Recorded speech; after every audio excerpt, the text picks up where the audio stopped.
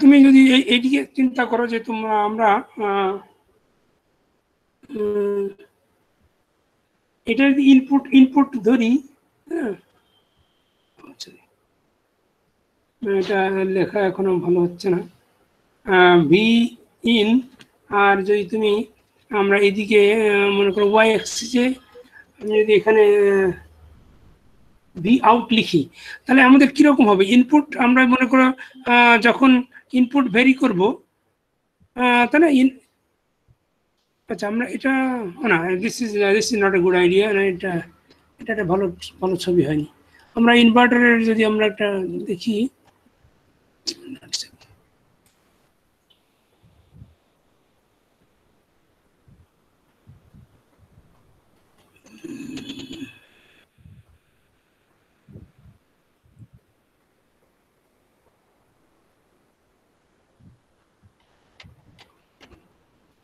এরকম দেখেছি না আমরা? শুনতে পাচ্ছ তোমরা এখন? জি স্যার। দেখতে পাচ্ছ স্ক্রিনটা? জি স্যার। স্ক্রিনে আমি বলছি যে মনে করো এই যে দেখো এখান থেকে তো আমাদের কি বলে অফ হওয়ার কথা ছিল না? যেখানে আমি মার্ক করেছি এখান থেকে তোমার ডাউন হওয়ার কথা ছিল। মনে করো আমরা ইনপুট সিগন্যালটা চেঞ্জ করেছি, তাহলে আউটপুট সিগন্যালটা এখানে থেকে সোজাসুজি জিরোতে চলে যাওয়ার কথা ছিল, তাই না? কিন্তু সোজাসুজি এখানে জিরো না হয়ে দেখো এইখানে এসে জিরো হলো। তাহলে এই যে এইখান এই যে টাইমটা, এই টাইমটাকে আমরা বলি হলো টাইম ডিলে।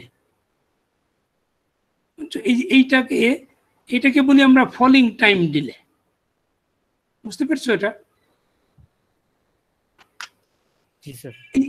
এই যে আমরা উপর থেকে যখন নিচে নামলো তখন সোজাসুজি ফল না করে কেন এটা আরো কিছুটা টাইম নিল? এটা টাইম নেওয়ার কারণ হলো যে ওইটা টাইম ডিলে হয়। এবং টাইম ডিলে কেন হয়? মনে করো আউটপুট, এই যে আমি এখানে একটা সার্কিট দেখিয়েছি, মনে করো একটা ইকুয়েশন নিয়েছি, y bar is equal to ab plus c into d, এটা এক্সাম্পল সার্কিট ইকুয়েশন। তারপর ওইটাকে আমরা এটাকে কি সিমস ডায়াগ্রাম করেছি, তোমরা এটা খুব ভালো পারবে। এই যে এখানে মনে করো ইনিশিয়ালি কি থাকে, পি নেটওয়ার্কগুলি অন থাকে, তারপর অন থাকলে আমরা বিডিডি থেকে পাওয়ারটা ওয়াই বারে যায়, তাহলে আউটপুটটা 1 থাকে। তারপরে যখন আমরা এই নিচের নেটওয়ার্কটা অন করি তখন সেই 1 থেকে যখন নিচে ফল করে তখন এরকম সরাসরি ফল করে না, মানে এখানে যখন সরাসরি ফল না করে কিছুটা টাইম ডিলে হয় না? এই যে টাইম ডিলে হয় এইটা আমাদের মেজার করতে হবে, এবং কতটা টাইম ডিলে হবে। এবং শুধু এইটা তো ফল করার সময় ডিলে হলো, এরকম তো হতে পারে রাইজ করার সময় তো ডিলে হয়। আবার যখন আমরা 1 থেকে মনে করো আমরা এরকম 1 আছে আমাদের স্টেট, মনে করো ইনিশিয়ালি আমাদের মনে করো কোনো জিরো ছিল সিগন্যালটা, তারপর আমরা এরকম বেড়ে উপরে যাবে, এখানে গিয়ে মনে করো তোমার স্টপেজ হয়ে গেল, রাইট? তাহলে এই যে এখান থেকে দেখো এই যে টাইমটা, এইটাকে আমরা বলি একটা টাইম ডিলে। হ্যাঁ, এইটা টাইম, এই যে একটা টাইম,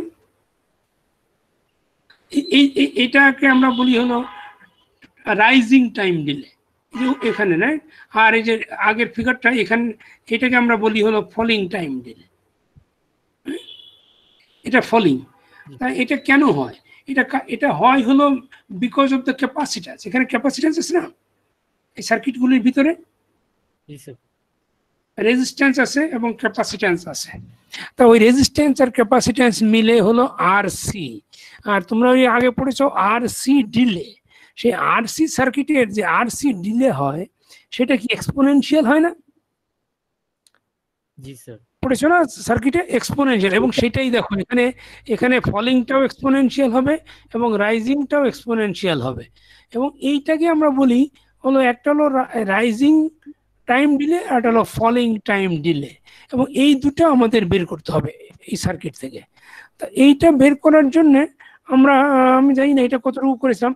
ফার্স্ট থিং হলো আমাদের সার্কিটের প্রথমে তো সিমস ডায়াগ্রাম তৈরি করলে this will be not so hard. like AB parallel is AND gate and then C OR gate, so AB parallel and C is series, and then D will be another AND gate, so with the whole things, so in here D is in parallel, so এগুলি হবে তার opposite. এরপরে কি করতে হবে আমাদের, so first আমাদের size বের করার পরে then we need to find the size, sorry, CMOS diagram তৈরি করার পরে আমাদের সাইজ বের করতে হবে, ট্রানজিস্টর সাইজ। দেখো আমি এখানে যে ব্র্যাকেটের সার্কেলের ভিতরে 4 লিখেছি PMOS এর, আর NMOS এর 3 লিখেছি, কারণ এটা আমি সাইজ বের করেছি। এবং আমি ক্লাসে ডিটেলস দেখিয়েছিলাম কি করে সাইজ বের করতে হয়। তো আমরা আরেকবার চিন্তা করো, যে আমি আরেকবার দেখাচ্ছি যদি ভুলে যাও। ফার্স্টে কি করতে হবে, আমাদেরকে দেখতে হবে যে ফার্স্টে মনে করো আমরা ফার্স্টে PMOS কনসিডার করব। তাহলে PMOS এর সাইজ যদি আমরা বের করতে চাই, তাহলে আমরা দেখবো যে PMOS, আমরা জানি যে PMOS যখন অন হয় তখন আউটপুটটা হাই হয়, আর আউটপুট হাই হওয়ার জন্য যে PMOS অন করব, কোনটা অন করব, আমরা সবগুলি অন করতেও পারি, আবার দেখো এখানে ডি অন করলেও আউটপুট 1 হবে, আবার এ আর সি অন করলে আউটপুট 1 হবে, আর বি এবং সি অন করলে আউটপুট 1 হবে, আবার বি সি ডি অন করলে হবে, এ সি ডি অন করলে হবে, আর সবগুলি করলে তো হবেই। তাহলে আমরা কি করব, এখান থেকে আমাদেরকে ওয়ার্স্ট কেসটা বেছে নিতে হবে। সো ওয়ার্স্ট কেস কখন বলবো আমরা, যখন সিরিজে ট্রানজিস্টরগুলি যখন সিরিজে অন হয়, তখন ওর যে ইন্ডিভিজুয়াল রেজিস্ট্যান্সগুলি সিরিজে কানেক্টেড হয়ে যায়, তখন আমরা ম্যাক্সিমাম রেজিস্ট্যান্স পাই, আর ম্যাক্সিমাম রেজিস্ট্যান্সটাই আমাদেরকে দেবে ওয়ার্স্ট কেস পাথ। তা সেটা করার জন্য আমরা কি করেছি, তাহলে আমাদের ডিটা অন করা যাবে না, ডিটা অন করলে আমাদের এটা প্যারালাল পাথ, এটা রেজিস্ট্যান্সটা কমে যাবে। আমরা সিরিজে করব, এ আর বি থেকে যে কোনো একটা অন করব আর একটা অফ রাখবো, আর সিটা অন করব, তাহলে এ সি অথবা বি আর সি এই দুটো সিরিজে হবে, তখন আমরা ম্যাক্সিমাম রেজিস্ট্যান্স পাথ পাবো। এবং তখন আমাদের টোটাল রেজিস্ট্যান্স কত হবে সেটা আমাদেরকে বের করতে হবে। এবং সেটা বের করেছিলাম কিভাবে, প্রথমে আমরা ধরে নিয়েছিলাম যে ইনিশিয়ালি আমাদের all the ট্রানজিস্টরস R of size 1। আমরা প্রথমে ধরি সব থেকে ছোট সাইজ, NMOS PMOS সব অল আর সাইজ 1, আর সাইজ যদি 1 হয় তখন NMOS এর রেজিস্ট্যান্স থাকে হলো R, রাইট? আমরা বলেছিলাম সবচেয়ে ছোট সাইজের রেজিস্ট্যান্স হলো R, আর PMOS এর সব থেকে ছোট সাইজ হলো 1 সাইজ, এবং তখন রেজিস্ট্যান্স হবে 2R। আমরা বলেছিলাম যে PMOS এর ভিতর দিয়ে হোল ফ্লো করে, আর হোল ফ্লো করলে এটা এটা স্লো হয়ে যায়, যার ফলে স্লো হয়ে যাওয়া মানে হলো কারেন্ট কম যায়, তার মানে রেজিস্ট্যান্স বেশি আছে। আর আমরা রেজিস্ট্যান্স ধরেছিলাম almost double the resistance 2R। তা আমরা বলেছিলাম সাইজ যখন 1 হবে তখন NMOS এর রেজিস্ট্যান্স, PMOS এর রেজিস্ট্যান্স হলো 2R এবং NMOS এর রেজিস্ট্যান্স হলো 1R। তা আমরা এখানে PMOS করছি, তা PMOS এর রেজিস্ট্যান্স হলো 2R যদি হয় একটা ট্রানজিস্টরের রেজিস্ট্যান্স, আর আমরা বলেছি ওয়ার্স্ট কেস হবে যখন দুইটা সিরিজে থাকবে AC অথবা BC। তাহলে দুটো যদি সিরিজে হয় তখন আমাদের রেজিস্ট্যান্স হবে 2R plus 2R, series resistance total হবে 4R। তাহলে আমরা জানি সেই 4R কে আমরা কি করব, 4R কে আমাদের R করতে হয়, আমরা জানি। এখানে আমি একই জিনিস বলেছি, এই দেখো, for worst case resistance will be 2R plus 2R if B and C transistors are on, অথবা A and C transistors are on. We need to make this resistance 4R resistance to R, 4R কে আমরা R এ convert করতে হবে। তাহলে 4R কে যদি আমরা R এ নিতে চাই তাহলে আমাদের সাইজ আমাদের 4 গুণ বাড়াতে হবে। তাহলে সাইজ আগে ছিল 1 টাইমস, এখন 4 টাইমস হয়ে যাবে। আর 4 টাইমস যদি হয়ে যায়, আমরা জানি যে সাইজ বাড়ালে রেজিস্ট্যান্স কমে, তাহলে সাইজ আমরা আগে ছিল সাইজ 1 আর রেজিস্ট্যান্স ছিল 2R, এখন সাইজ হলো 4, তাহলে 2R ডিভাইডেড বাই 4, তাহলে সেটা হবে রেজিস্ট্যান্স হবে R/2। তাহলে দেখো সবগুলি PMOS কিন্তু সেম সাইজ হতে হবে এবং সেম রেজিস্ট্যান্স। দেখো আমি এই জন্য সবগুলিকে 4 4 4 4 দিয়েছি, আর রেজিস্ট্যান্স হবে R/2 R/2, সবগুলি R/2। এটুকু মনে আছে সবার? বলো স্যার। এখানে প্রথমে হচ্ছে আমি এনমস গুলোকে সাইজ 1 আর পিমস গুলোকে কি সাইজ 2 ধরে নিচ্ছি নাকি সবই সাইজ না না 1? সাইজ 1 ধরেছি, কিন্তু পিমসে সাইজ 1 ধরলে রেজিস্ট্যান্স 2R হয়। রেজিস্ট্যান্স ডাবল না পিমসে? জি স্যার। আমরা সবসময় প্রথমে 1 সাইজ ধরে নেব, সাইজ সব থেকে ছোট 4 ল্যামডা সাইজ। 4 ল্যামডা মানে সব থেকে ছোট সাইজ। ছোট সাইজের রেজিস্ট্যান্স আমরা জানি এনমস এর রেজিস্ট্যান্স আমরা আর যদি ধরি, আর এর থেকে তো কম ধরা যাবে না, ইউনিট ইউনিট হলো আর। তাহলে আর যদি আমরা এনমসে ধরি তাহলে পিমসের তার থেকে ডাবল হবে রেজিস্ট্যান্স 1 সাইজের জন্য। আচ্ছা জি বুঝতে পেরেছো জি স্যার। এনিবডি? তাহলে সাইজ 1 এর জন্য রেজিস্ট্যান্স 2R পিমসে, আর সাইজ 1 এর জন্য এনমসের রেজিস্ট্যান্স হলো আর। তাহলে আমাদের পিমসের টোটাল রেজিস্ট্যান্স ওয়ার্স্ট কেসে দাঁড়ায় হলো 4R। তাই 4R কে আর করতে গেলে আমাদের রেজিস্ট্যান্স 4 ভাগ করতে হবে। আর আমরা জানি রেজিস্ট্যান্সকে 4 ভাগ করতে গেলে আমাদের সাইজকে 4 গুণ করতে হয়। তাহলে সাইজ আগে ছিল 1, এখন হয়েছে তাহলে 4 গুণ করলে 4 হবে। স্যার হ্যাঁ বলো। স্যার ওই যখন ক্লাসে করছিলাম তখন তো যতটুকু মনে আছে যে সবগুলো আমরা আর ধরছিলাম প্রথমে। না না, আর ধরেছিল এনমসে, এন সাইজ 1 ধরেছিলাম সবগুলিকে, কিন্তু সাইজ 1 এর জন্য রেজিস্ট্যান্স এনমসের সবথেকে কম হয়, সেটা হলো আর, আমরা আর ধরি। এটা হলো রেফারেন্স ট্রানজিস্টর হলো এনমস, সবথেকে ছোট হয় যে। আর পিমসের ভিতর দিয়ে যেহেতু হোল ফ্লো করে, হোলটা তো স্লো যায়। আর হোল যদি স্লো যাও মানে কি, মানে বেশি বাধা পায়। হোলটা হলো বড় জিনিস, বড় জিনিস গেলে একই সাইজের ভিতর দিয়ে যদি তুমি একটা ছোট জিনিস যাও তাহলে তাড়াতাড়ি চলে যাবে, আর একটা বড় জিনিস গেলে ওটা বেঁধে যাবে। তার মানে তখন রেজিস্ট্যান্সটা ডাবল হয়ে যায়, সেটাকে 2R হবে। আচ্ছা স্যার, এটা মানে কি মোবিলিটির সাথে আমরা ইয়া করতে পারি কিনা, যে কিসের সাথে? স্যার হ্যাঁ মোবিলিটির সাথেই, হ্যাঁ মোবিলিটির জন্যই তো। হোল তো স্লো যায়, তো স্লো যায় কেন? তাহলে রেজিস্ট্যান্স বেশি আছে বলে স্লো যায় না? জি স্যার। হ্যাঁ সেই জন্যই তো 2R ধরেছি, আমরা ডাবল ধরেছি। জি sir.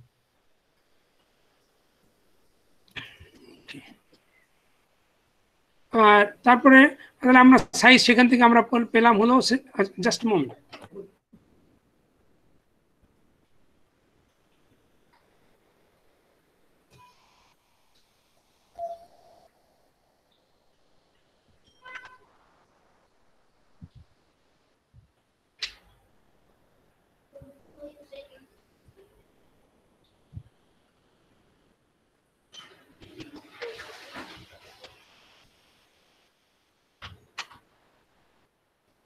Okay, so now in here I'm showing that the PMOS size will be 4, আর 4 যদি হয়, আগে ছিল সাইজ 1 এর জন্য ছিল 2R রেজিস্ট্যান্স, আর সাইজ 4 হলে তাহলে এটা 2R ডিভাইডেড বাই 4, তাহলে R/2 হয়।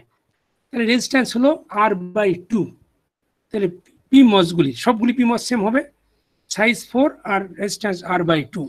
এখন আমরা আসি এনমসে। এনমসে দেখো, এনমসে বলেছি আমরা, এনমসে আমরা ওয়ার্স্ট কেস লেখা আছে, তারপর তোমরা পরে পড়ে নিও তোমরা নিজেদের মতো। এখানে দেখি আমি, তাহলে এই দেখো এনমসে আমরা জানি যে সাইজ 1 এর জন্য রেজিস্ট্যান্স হলো আর, আর রেজিস্টার। তাহলে আমরা এখানে ওয়ার্স্ট কেস সিনারিও কত ধরবো আমরা এখানে? এখানে দেখি সাইজ 1 এর জন্য হলো রেজিস্ট্যান্স হলো আর, আমরা এখানে লিখে রাখি সাইজ 1 রেজিস্ট্যান্স আর। এন্ড ঠিক একইভাবে আমরা এটা পিমসের এখানে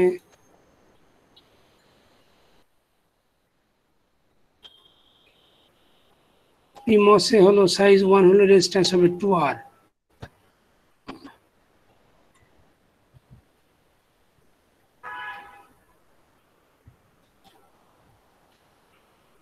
ওকে, সো নাও তাহলে আমরা এখানে কি ধরবো তাহলে এখন এনমসে দেখো, এনমসে যদি আমাদের ওয়ার্স্ট কেস পাথ কোনটা হয়?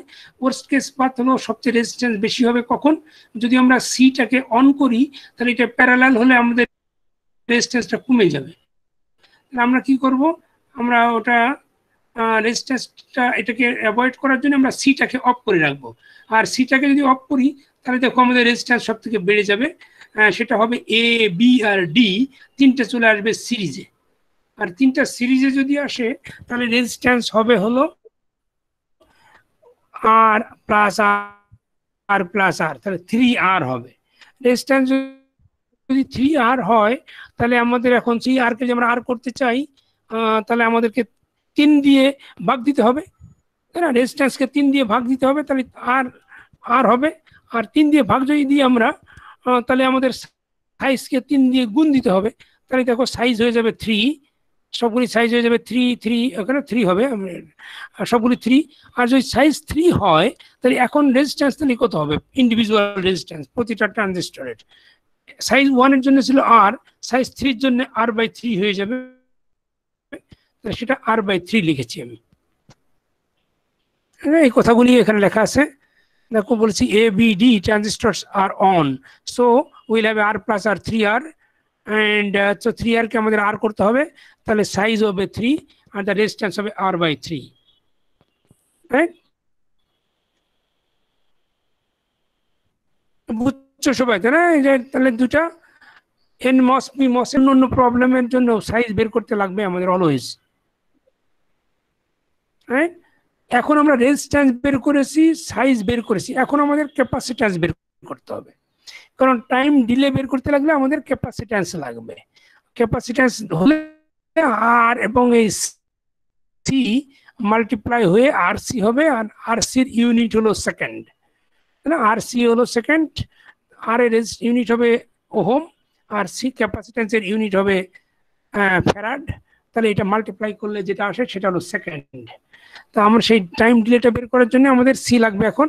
তাহলে সি বের করার জন্য আমাদের কি করতে হবে? ওই যে এখানে বলেছি we need to calculate the capacitance. ক্যাপাসিট্যান্সটা ডিপেন্ড করে হলো সাইজের উপরে, capacitance is proportional to size. তো সাইজ যদি হয় তাহলে দেখো কি হয়, সাইজ যদি বড় হয় তাহলে ক্যাপাসিট্যান্স বড় হবে, সাইজ ছোট হলে ক্যাপাসিট্যান্স ছোট হবে, রাইট? মনে করো আমি এই যে এখানে দেখো, আর আমরা একটা এক্সাম্পল দিয়েছি ফিগার 2-তে। মনে করো একটা ট্রানজিস্টর, এটা NMOS দেখিয়েছি, PMOSও সেম। এটা NMOS এর মনে করো সোর্স আছে, ড্রেন আছে, গেট আছে। এখন এই সোর্স, ড্রেন, গেট সব জায়গায় তো ক্যাপাসিট্যান্স আছে, everywhere, all 3 terminal there are capacitances in everywhere. গেটে ক্যাপাসিট্যান্স আছে, সোর্সে আছে, ড্রেনেও আছে। ঠিক সেম ওয়েতে PMOSেও একই আছে। এবং সেই capacitance, how much capacitance, that depends on the size. Size যদি 4 হয় তাহলে ক্যাপাসিট্যান্স হবে 4C। 4C ক্যাপাসিট্যান্স হবে ড্রেনে, সোর্সে এবং গেটে।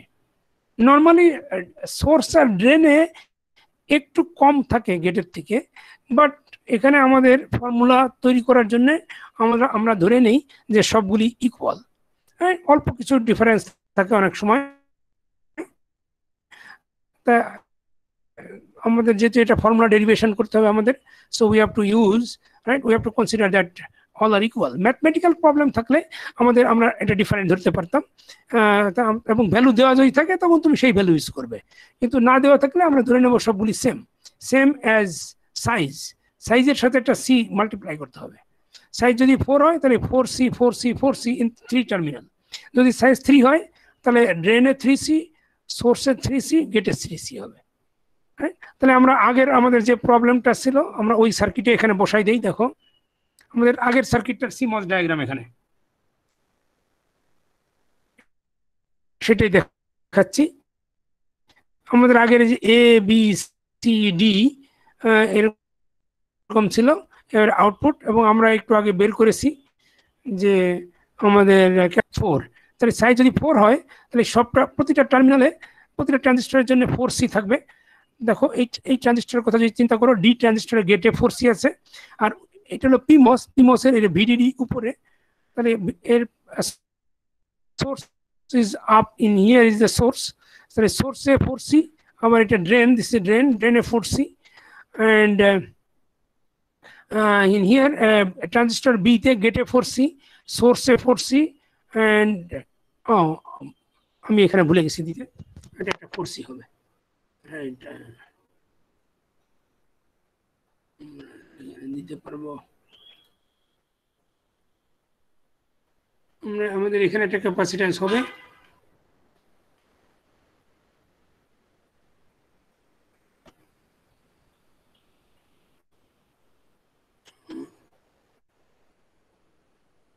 ক্যাপাসিট্যান্স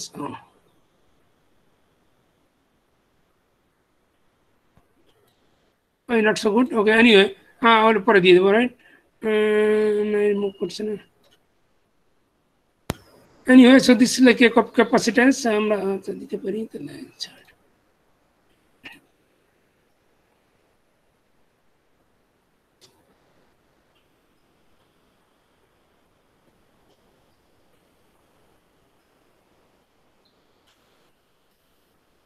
and আমাদের একটা ক্যাপাসিট্যান্স হবে, and that will be also 4C.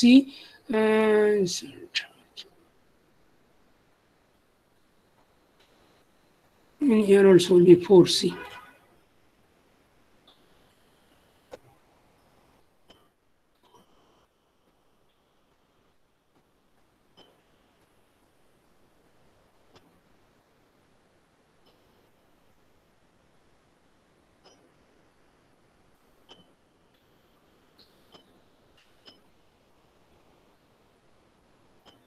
So there's a capacitance 4C also.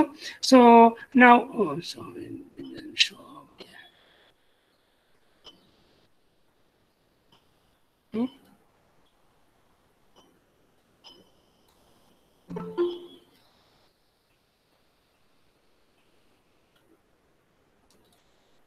দেখো তাহলে 4C যদি হয় এখানে, তাহলে অলওয়েজ দেয়ার এভরিওয়্যার 4C। দেখো এতে 4C, উপরে 4C আছে, গেটে আছে, এটা নিচে আছে, তারপরে আচ্ছা এখানে আমি একটা দিতে ভুলে গেছি।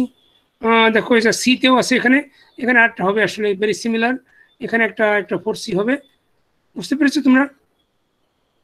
এখানে একটা 4C হবে, কিন্তু আমি এটা কপি করতে পারছি না, এটা ওয়ার্ড ফাইল, রাইট? আমরা পরে দিয়ে দেবো। এখানে একটা 4C, এখানে একটা হবে,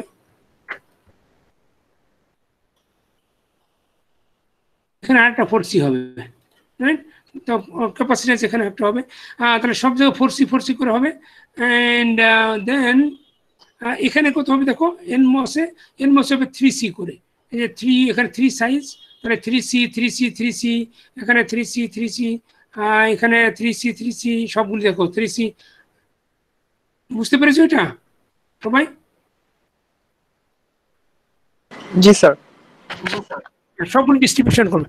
এখন দেখো এই ক্যাপাসিট্যান্সের ভিতরে কিছু কিছু হলো ইনভ্যালিড, আমাদেরকে এগুলি একটু সিম্পলিফাই করতে হবে। তা সিম্পলিফাই কিভাবে করব?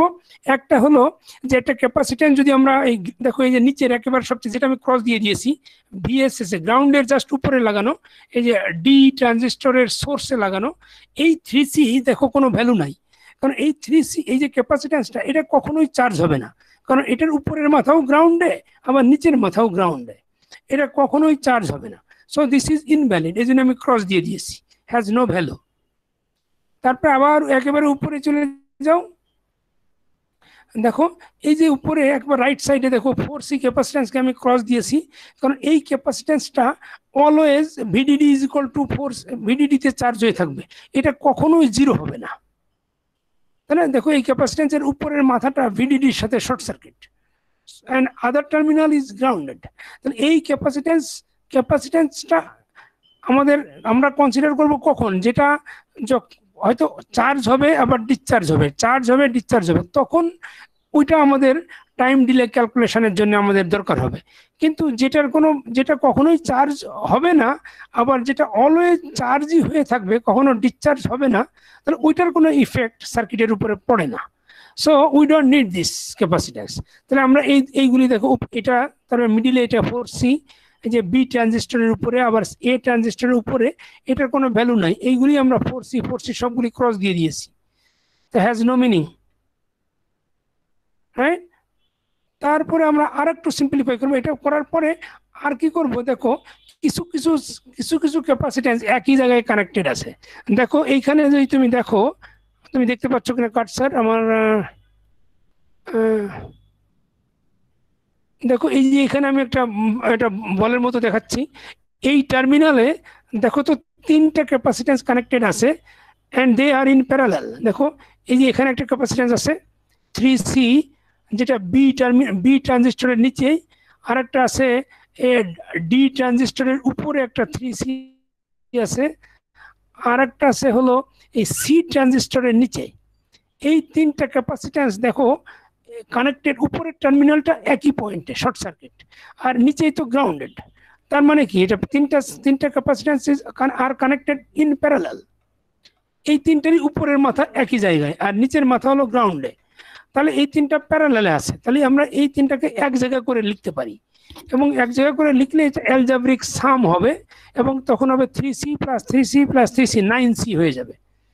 তাহলে আমরা একটা জায়গায় লিখবো 9C, সেটাই আমরা করেছি। নিচের সার্কিটে দেখো আমি এখানে 9C লিখেছি, সেপারেটলি না লিখে আমরা এক জায়গায় লিখেছি। আর যে নিচে একটা গ্রাউন্ডে ছিল ওটা আমরা বাদ দিয়ে দিয়েছি। এখানে যে একবারে গ্রাউন্ডের উপরে একটা ক্যাপাসিট্যান্স 3C ছিল, ওটার কোনো ভ্যালু নেই, আমরা ওটাকে এলিমিনেট করেছি যাতে আমাদের সার্কিটটা ক্লিন দেখায়। তারপরে আরেকটু কি করেছি দেখো, এই একই রকম ভাবে অন্য যে জাংশনগুলি আছে, দেখো আগের সার্কিটে তুমি দেখো একটা, আমরা আউটপুট সার্কিটের আউটপুট টার্মিনালের কথা চিন্তা করো, ওয়াই বার। এই ওয়াই বারের সাথে দেখো কানেক্টেড আছে এখানে একটা ক্যাপাসিট্যান্স আছে, দেখো এই সি টার্মিনালের, সি ট্রানজিস্টরের নিচেই, আবার ডি ট্রানজিস্টরের নিচে এটা 4C, এটা 4C আছে দুইটা, এটা কানেক্টেড আসলে সেম পয়েন্টের আউটপুট টার্মিনাল। ঠিক একইভাবে এনমসের থেকে দেখো, এনমসের এ থেকে এর উপরে যেটা 3C, আবার এই সি এর উপরে আরেকটা 3C। তাহলে এই চারটা capacitance actually connected with the Y bar terminal. এর উপরের মাথাটা একই পয়েন্টে শর্ট সার্কিট করা, আর নিচের পয়েন্টটা হলো গ্রাউন্ড।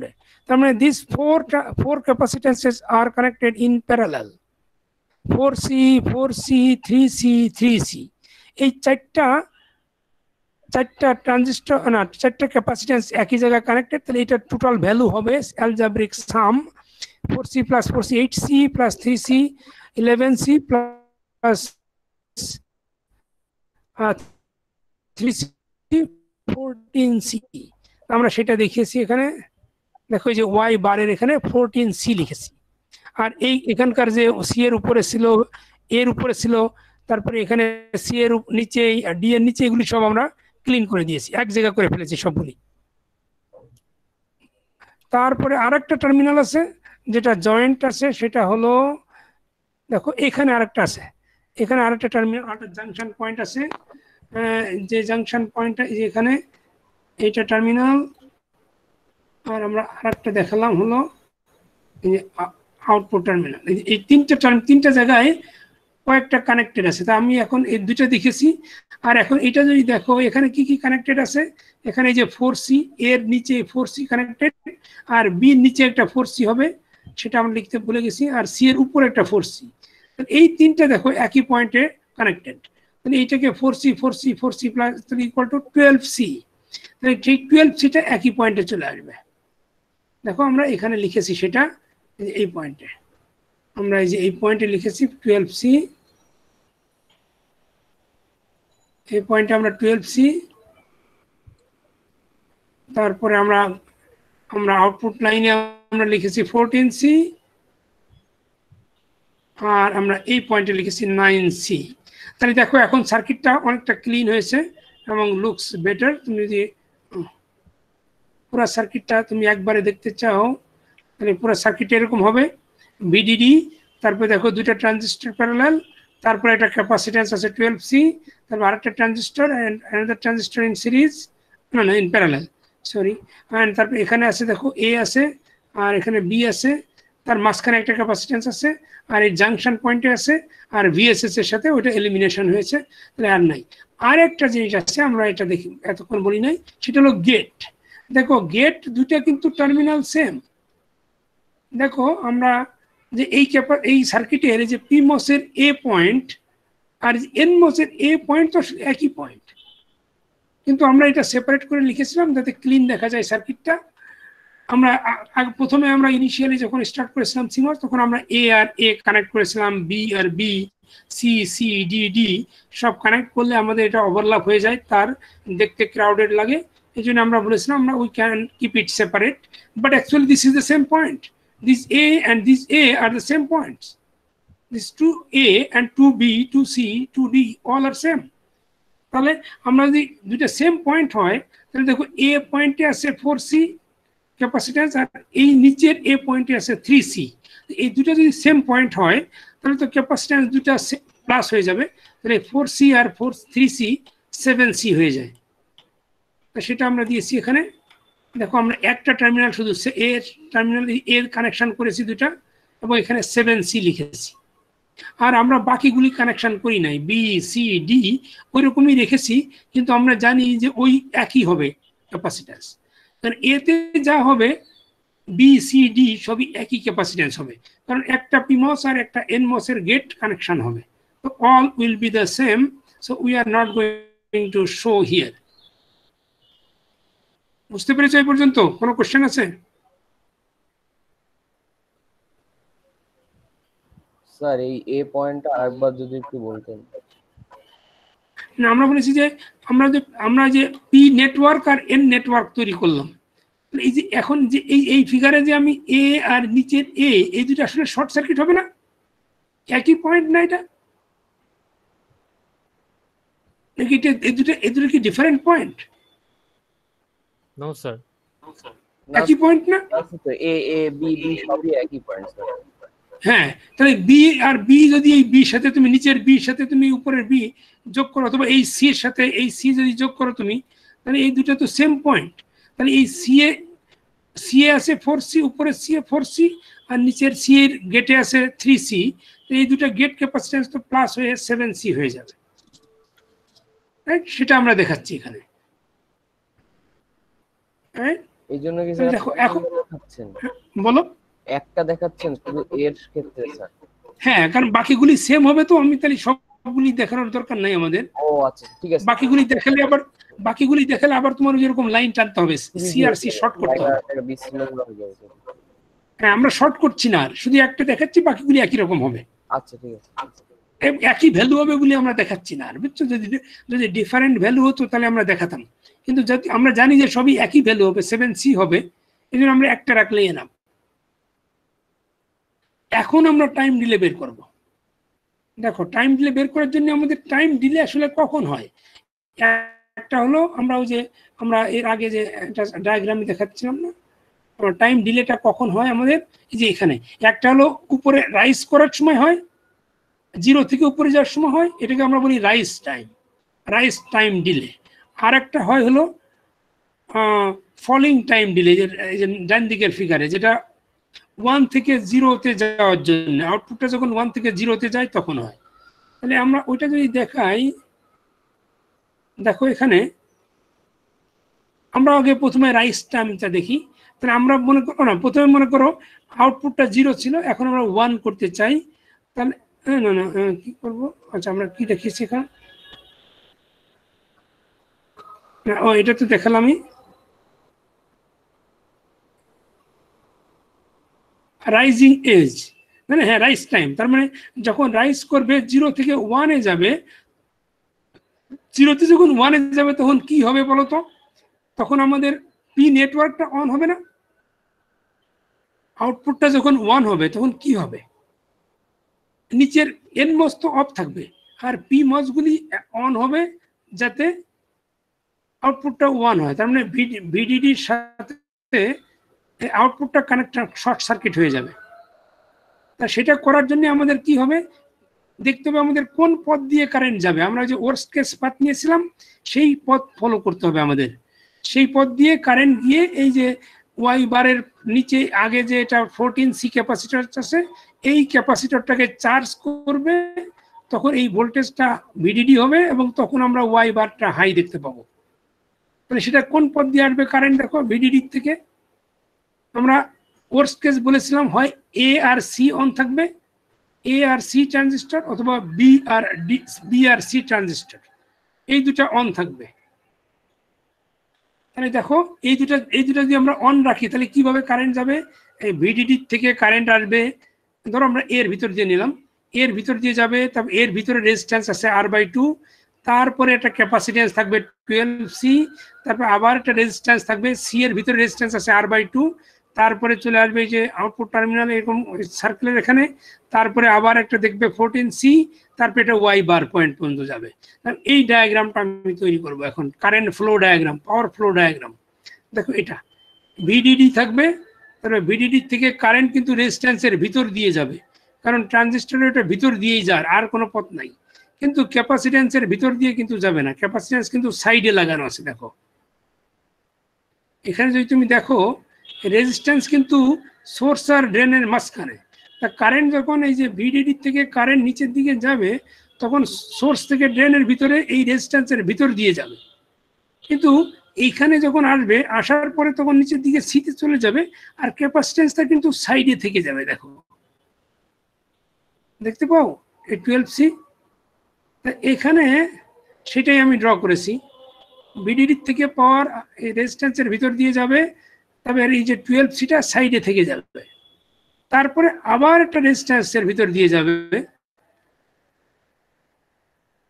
প্রথমে একটা বি এই যে এ ট্রানজিস্টরের ভিতর দিয়ে যাবে, এ ট্রানজিস্টর রেজিস্ট্যান্স R/2, তারপরে যে 12Cটাকে ক্রস করার পর এটা সাইডে থাকবে, রোডের সাইডে, তারপরে এটা তারপরে আবার রোডের উপরে আরেকটা রেজিস্ট্যান্স দেখতে পাবে, সেটা হলো সি এর ভিতরে যে রেজিস্ট্যান্স, সি এর ভিতরে একটা রেজিস্ট্যান্স আছে, সেটার ভ্যালুও R/2, তারপর সেটা রেজিস্ট্যান্সের ভিতর দিয়ে যাওয়ার পর আবার রোড সাইডে আবার একটা 14C ক্যাপাসিট্যান্স দেখতে পাবে, তারপরে সে আউটপুটে ওয়াই বার পর্যন্ত চলে যাবে। তা সেটাই আমি সেই পাওয়ার ফ্লো ডায়াগ্রামটা এখানে তৈরি করেছি। এই যে দেখো প্রথমে গেল এ রেজিস্ট্যান্স এ ট্রানজিস্টরের ভিতর দিয়ে, তারপরে এটা গেল হলো সি ট্রানজিস্টরের ভিতর দিয়ে, তারপরে রোডের সাইডে একটা 12C প্রথমে ছিল, আর একটা হলো 14C, তারপরে চলে যাবে ওয়াই বারের উপর দিয়ে। এটা বুঝছো কিভাবে আমি এই ডায়াগ্রামটা ড্র করলাম? এটাকে ল্যাডার ডায়াগ্রামও বলে। This is very important. এটা কি দেখিয়েছি ক্লাসে? না স্যার, এটা দেখেন না না। স্যার, হ্যাঁ না, আমার মনে হচ্ছে যে এটা দেখাই। আপনি জাস্ট ট্রানজিস্টর সাইজ নিয়ে আলোচনা করছিলেন, তারপরে আর এই হ্যাঁ। তো দেখানো হয়নি স্যার। হ্যাঁ তাহলে এইটুকু, এই জন্য আমি আমার তো মনে আছে যে আমি এইটুকু দেখাই নাই, সাইজটা দেখেছিলাম মনে আছে। তাহলে এটা বেশি ভেরি ইম্পর্টেন্ট, এখান থেকে কোশ্চেন থাকবে। তাহলে এইটাতে দেখো, তাহলে আমি উপরের ডায়াগ্রাম থেকে না উপরের সার্কিট থেকে আমি এই ডায়াগ্রামটা তৈরি করে ফেলেছি, লেডার ডায়াগ্রাম। এবং এটা সবসময় আর গুলি থাকবে সিরিজে, আর ক্যাপাসিটেন্স গুলি থাকবে প্যারালালে। এটাকে আমরা এবং সবসময় একটা আর একটা সি, একটা আর একটা সি এভাবে থাকবে। Number of resistance, number of capacitance always same থাকবে।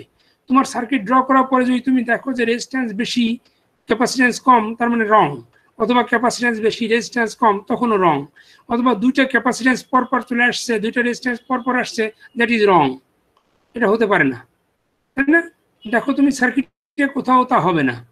তুমি যখনই যে পথ দিয়ে যাও, তুমি যদি এ পথ দিয়ে না দিয়ে তুমি যদি বি পথ দিয়ে যেতে, ভিডিডি থেকে বি এর ভিতর দিয়ে গেলেই তুমি দেখতে রেজিস্ট্যান্স পেয়ে যাবে R/2, তারপরে আবার এই ক্যাপাসিটেন্স পাবে 12C, তারপর আবার রেজিস্ট্যান্স পাবে, তারপরে আবার ক্যাপাসিটেন্স পাবে। This is always true for all kinds of circuits, NMOS, PMOS, whatever, bigger smaller, সব সার্কিটে সেম। তারপর এইরকম এটাকে ল্যাডার ডায়াগ্রাম বলে, পাওয়ার ফ্লো ডায়াগ্রাম বলে। এইটা যদি তৈরি করতে পারো দেন ইজ ইজি। এখান থেকে আমরা টাইম ডিলে পেয়ে যাব। টাইম ডিলে পাওয়ার জন্য আমাদের ভেরি সিম্পল ফর্মুলা আছে একটা, এবং এটা ফর্মুলার নাম হলো এলমোর ডিলে মডেল। এলমোর হলো একজন প্রফেসরের নাম, এলমোর, সে এই মডেলটা তৈরি করেছে। এবং এটার ফর্মুলাটা হলো R1C1 plus R1 plus R2 into C2 plus R1 plus R2 plus R3 into C3 plus এরকম যত থাকবে এনও সেই সেম সংখ্যক থাকবে। এই যে R1 প্লাস R2 করে করে প্লাস করে করে Rn ইন্টু Cn। এইভাবে এই ফর্মুলাটাতে এখানে ভ্যালু বসাতে হবে আমাদের। তো এখানে যেহেতু আমাদের দুইটা আছে মাত্র আর আর দুইটা সি, তাহলে আমাদের R1 এটাকে আমরা বলবো, প্রথমটাকে R1 সবসময় লেফট সাইড থেকে শুরু, আর স্টার্টিং পয়েন্ট থেকে ভিডিডি থেকে। প্রথমটাকে R1 কখনো ডান দিক থেকে ধরবে না, কিন্তু প্রথমটা R1, তারপরটা R2, প্রথমটা C1, তারপরটা C2। তাহলে আমাদের দুইটা টার্ম নিলে হয়ে যাবে R1C1 plus R1 plus R2 into C2। এই দুইটা টার্ম লাগবে আমাদের, বেশি লাগবে না। তাহলে এখানে বসাই দেবো আমরা R1 মানে হলো আমাদের দেখো R1 মানে হলো R/2 আর C1 মানে 12C প্লাস এই যে R1 প্লাস R2, তো আমাদের এখানে R1 হলো R/2, R2 হলো R/2, তাহলে এই দুটো যোগ করেছি আমরা R/2 plus R/2 into C2 মানে হলো আমাদের এই যে C2 মানে 14C, সেই 14C দিয়ে মাল্টিপ্লাই করেছি। এখন এটা মাল্টিপ্লাই করলে দেখো কত হয়, R/2 এটা কেটে যায় 6RC হয়, আর এখানে R/2 প্লাস R/2 মানে হলো R আর 14C, তাহলে 14RC আর 6RC টোটাল আমাদের 20RC। এইটাই হলো আমাদের time delay for rising edge. আর এটাকে আমরা রাইজিং এজের জন্য এটাকে নাম দিছি TDR, time delay for rising edge, আর এটার ইউনিট হবে second, 20RC second. So this is the way we have to calculate the rising time delay.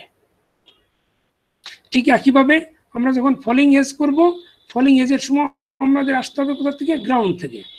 দেখো এই সার্কিটে আমরা ফলিং এজ আমরা এই VSS থেকে স্টার্ট করব, যে এখান থেকে আমাদের গ্রাউন্ড থেকে আমাদের জিরোটা ফ্লো করবে, হ্যাঁ, জিরোটা যখন ফ্লো করবে তখন এইখান থেকে আসবে, আসে প্রথমে ডি ট্রানজিস্টরের ভিতর দিয়ে যাবে এবং তার রেজিস্ট্যান্স হবে R/3। তারপরে এইখানে যখন এই জাংশন পয়েন্টে আসবে তখন সে ক্যাপাসিট্যান্স দেখতে পাবে 9C রোডের সাইডে 9C। তারপর সে কোন পথ দিয়ে যাবে, লেফটে যাবে না রাইটে যাবে, এটা ডিপেন্ড করবে যে তুমি ওয়ার্স্ট কেস পাথ কোনটা নিয়েছিলে। ডান দিকেরটা নিলে আমাদের ওয়ার্স্ট কেস হবে না, কারণ রেজিস্ট্যান্স কম, এজন্য আমাদের লেফট সাইডটা দিতে হবে, কারণ লেফট সাইডে রেজিস্ট্যান্স বেশি। তাহলে আমরা সেই পথ দিয়ে নেবো। লেফট সাইডে গেলে আবার বি ট্রানজিস্টরের ভিতর দিয়ে যাবে, আর বি ট্রানজিস্টরের ভিতরে আবার রেজিস্ট্যান্স আছে R/3। তারপরে যার পথে আবার একটা ক্যাপাসিট্যান্স দেখতে পাবে 3C। তারপরে আবার এ ট্রানজিস্টরের ভিতর দিয়ে যাবে, যেটা আবার রেজিস্ট্যান্স হলো R/3। তারপরে এখান দিয়ে যাওয়ার পরে এখানে উপরে গিয়ে আবার আউটপুট লাইনে চলে যাবে, আউটপুটে আবার রোড সাইডে দেখতে পাবে 14C, তারপরে চলে যাবে ওয়াই বারে। বুঝতে পেরেছো এটা কোন পথ দিয়ে কারেন্ট ফ্লো করছে? এখান থেকে তো ইলেকট্রন ফ্লো করবে, তাই আমি ইলেকট্রন ফ্লোর পাথটা দেখিয়েছি।